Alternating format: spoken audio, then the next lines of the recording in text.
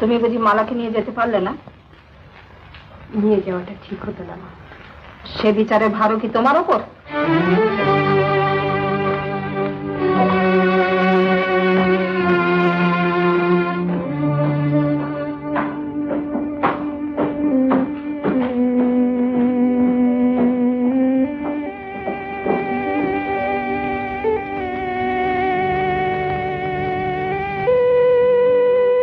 এত বড় সাহস, বাড়ির ডাক্তার রয়েছে, ওর গার্জেনরা রয়েছে, তা কাউকে কিছু না জানিয়ে নিজের যা খুশি তাই করছে।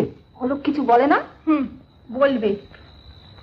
এই ধরনের মেয়েরা ভালো মানুষের যে ভদ্রলোকের বাড়িতে ঢোকে, তারপরে মিথ্যে বদনাম দিয়ে খেসারত আদায় করে, তখন মান সম্মান বজায় রাখতে সবকিছুই দিতে হয়। আপনি দেখবেন না, ও একদিন ঠিক সুযোগ বুঝে বলবে যে আপনার ছেলে